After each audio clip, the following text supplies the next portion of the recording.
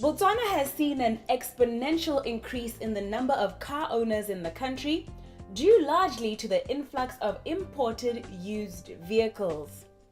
An influx reflected in the drafting of a national integrated transport policy to address the challenge of escalating motor vehicles. In the recent fourth State of the Nation address, President Khama noted that at 216 per 1,000, our per capita vehicle ratio is now among the highest in the developing world, above even some European countries. Sold at considerably cheaper prices, Batswana are favoring and fueling the import of these cars, as it has allowed thousands who would not have had the chance otherwise to become car owners. But is the temptingly cheap sticker price the only cost incurred by the buyer when purchasing these vehicles? Used import cars have generated mixed reactions from different stakeholders. Some consumers consider them a godsend, while others with negative experiences have started to say they offer short-term benefits and long-term pain. On a broader scale, the business trend has environmentalists up in arms, and its industry standards and practices have not impressed bodies like Consumer Watchdog. Reports have also claimed that public coffers are being robbed of millions due to undervaluation of the used imports by private owners working in cahoots with the Durban dealers. Many of these arguments were directed at import cars sourced from Asia, but now with trends beginning to shift towards UK imports, we were interested to know, with the consumer in mind, whether these same concerns remained, and if indeed used car imports give only short-term benefits but longer-term woes. I'm Nameto Sibina, and this is First Issues. To give a holistic account of the pros and cons of used car imports, we speak to environmentalist Keneilo Moseki of Somaralang Tikologo, Kate Harriman of Consumer Watchdog, and UK car importer Ernest Ndamgi. To begin, we ask Ernest of Trans-Africa Vehicles how his company identified this business opportunity. We thought of bringing a product that would probably have a good name and a reputation in this country.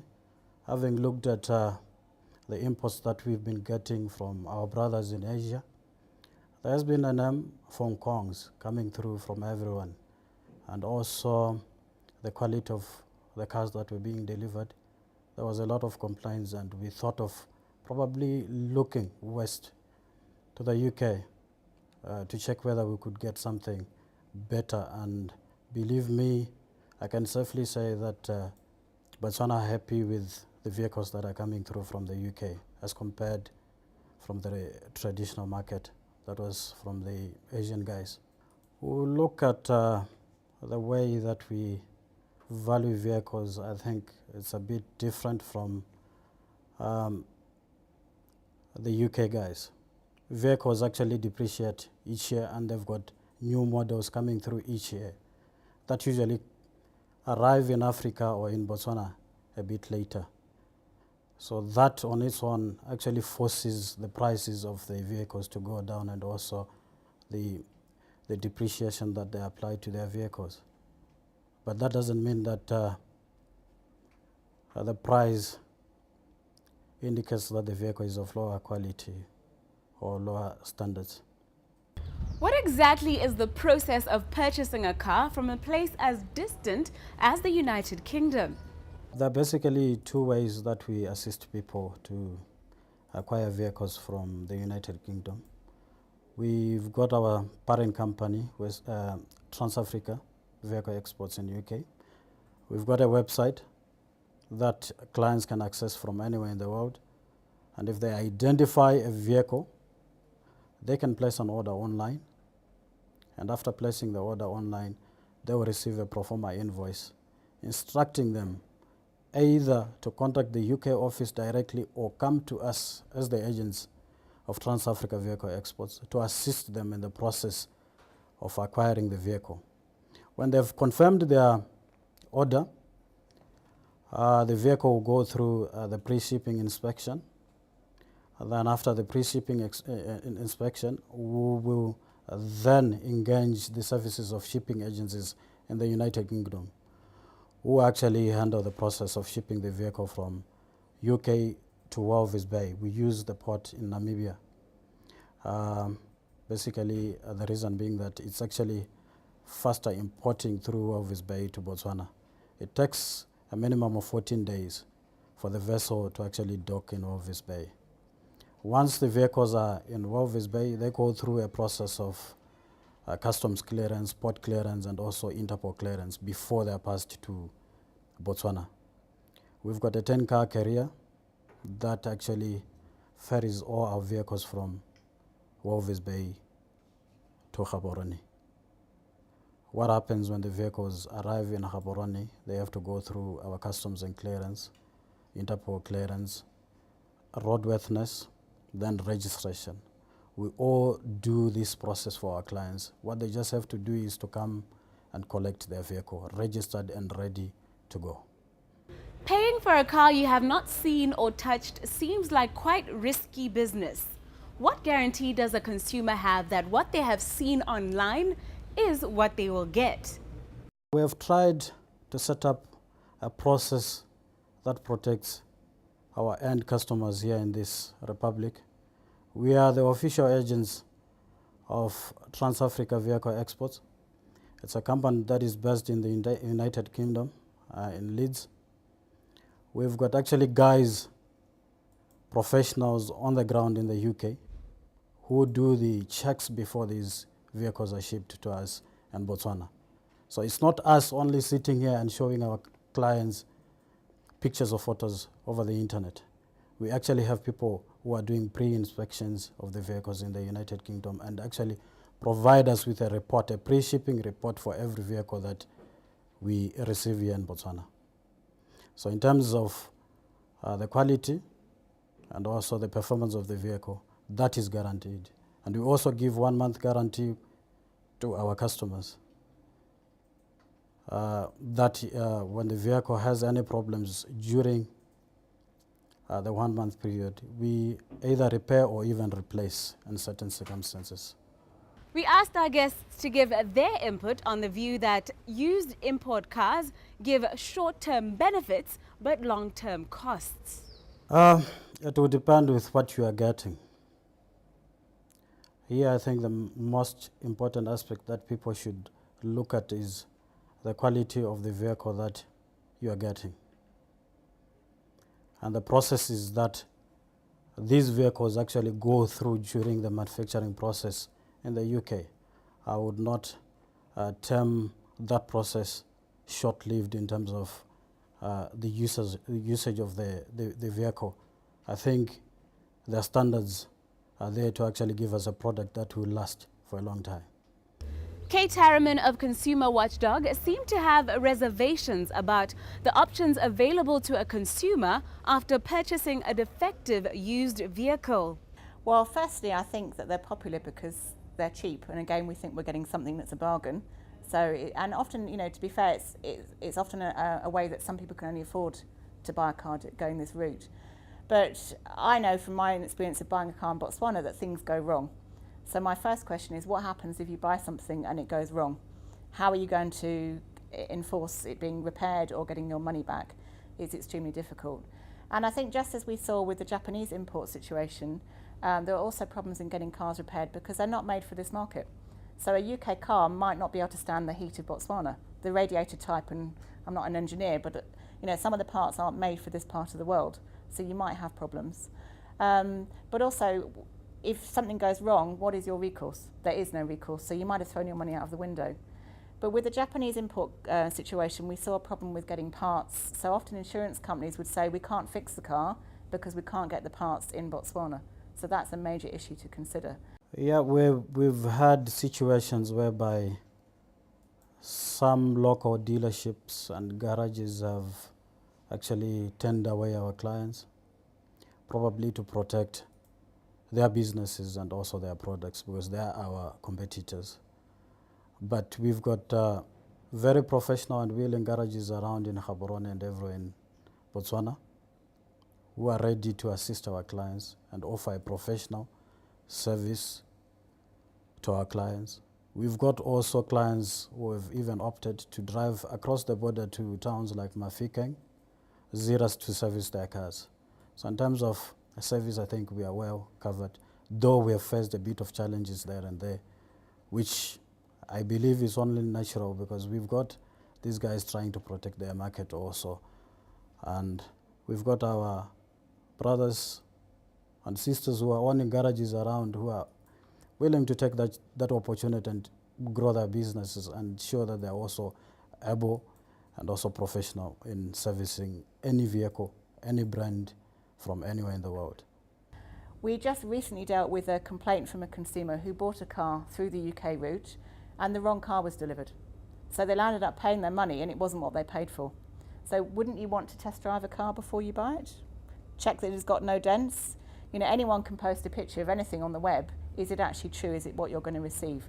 So I think those are all the things that you need to ask yourself before you buy. We asked our UK car importer to address this concern. You should raise your concern with us within 1 week of receiving the vehicle. After raising your concern with us, as a company, we've got a policy to make sure that our clients get exactly what they want and value for their money. That's why I indicated earlier that we've got a repair and replacement policy within our company. If the vehicle doesn't suit your standard and you have proven to us and we have actually verified that indeed the vehicle is not in good condition, we'll give you an option to replace the vehicle within 45 days. Consumer rights are not the only issue affected by this industry. Somaralang Tikologo have always been vocal when it comes to the environmental impact of cars from Japan.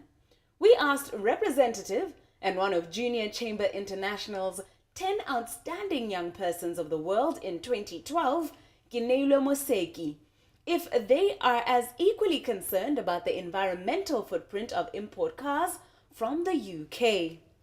The worry for us as environmental NGOs is normally about the exhaustion of cars in the atmosphere. The car exhaust, they normally contain carbon dioxide, an element where when you talk about climate change, global warming, you are really concerned about its effect on the environment. And the worry is not just about how the cars reach the country, and it's also about the numbers that reach the country. Looking at the fact that our infrastructure also, the infrastructure as in the roads that are being used by those cars are not enough, are not even wide enough. The last initiative that the government collaborating with the United Nations was that the public should be encouraged to use more of public transport as well as cycling and more of walking. So if you have a lot of imports of cars which are second-hand coming into the country, we will definitely have a problem of congestion. But other than congestion, for environmental conservation issues, you are worried about the carbon dioxide that will be increased in the atmosphere.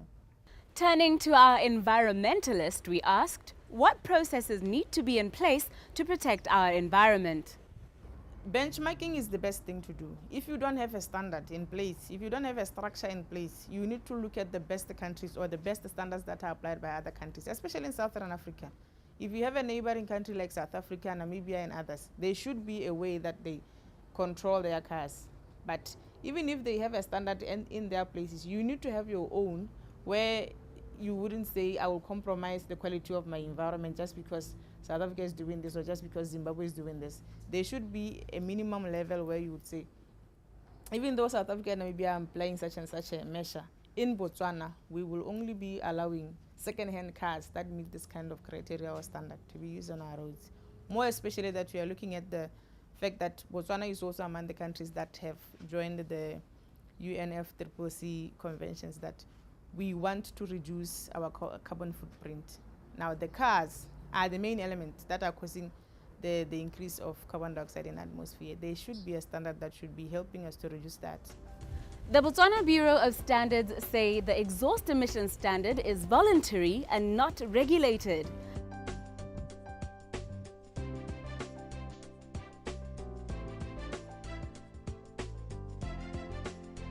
Can we afford to have this attitude in this day and age where global warming is the buzzword?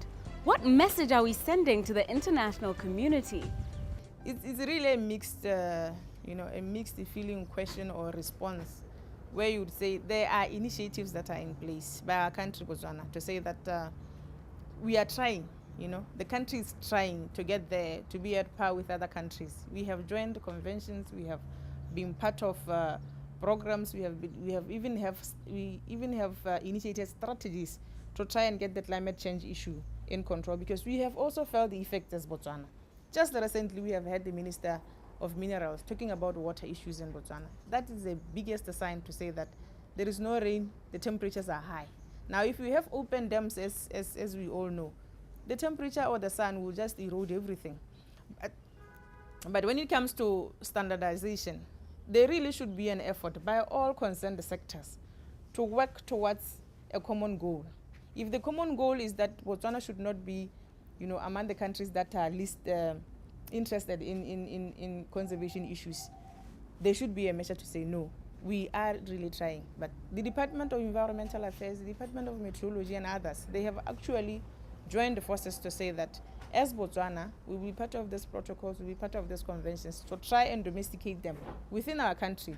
Now, BOPs should also be saying, with the standard that we have in place, this is how we are trying to get Botswana to win this war against climate change. But if we still have, systems where we are told that standards are voluntary, anybody can do as they please, then there really need to be a review of such standards. With regards to these environmental concerns, how do companies like Ernest's demonstrate that these cars meet regional exhaust emission permissible limits? What we usually do is we obtain what is termed an HPI report for every vehicle that we import from the UK. And in that report, there is a section for environmental report, which actually gives us a clue of how green the vehicle is in terms of the carbon emissions. And they actually have a table that will actually indicate where exactly the vehicle falls in their tabulation in terms of the category. And they are actually illustrated in terms of colors. We've got the upper part, A, B, C, D, E, being green, which means the vehicle will be still in a much good condition to the environment. But as it go down to F, G, H, I, J, K, and LM, which is the extreme of carbon emissions, then a client or any authority should be a bit worried about the state of the vehicle, as long as it's below category G of carbon emissions. We actually make sure that we import vehicles that are still within the recommended carbon emissions levels, nothing beyond. Ganela mentioned a concern over the increasing volume of cars in the country and suggested carpooling as a mitigating measure. But with our public transport system deemed simply unreliable and bad, what can we as commuters do to protect our environment? It is really a challenge, because when you talk about an element that maybe is not working very well, there should be another one that people should be running to. Now, if you say volumes of used cars are increasing on our roads and people should be using public transport, but if you look at public transport at the same time, the standards, even the behavior of drivers is really disappointing, to say the least. You would want, the infrastructure to allow for even cyclists to be able to use their bicycles on a safe road, but we always get the statistics. A cyclist has been hit down, a pedestrian has been hit down by a car.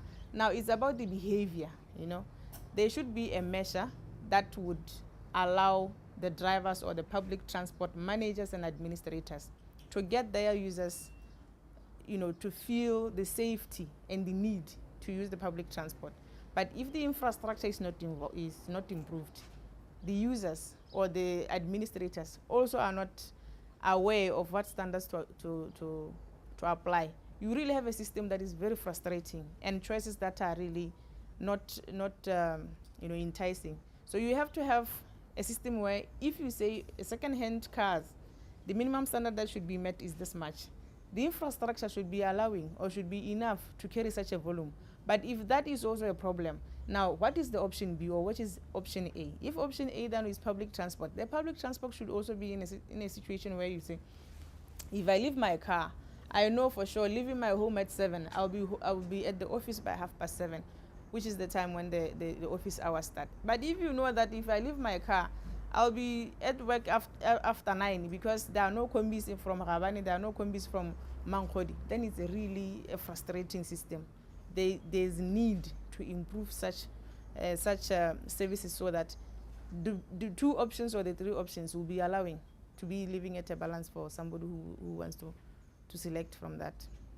It is now time for business and finance news that made headlines this week.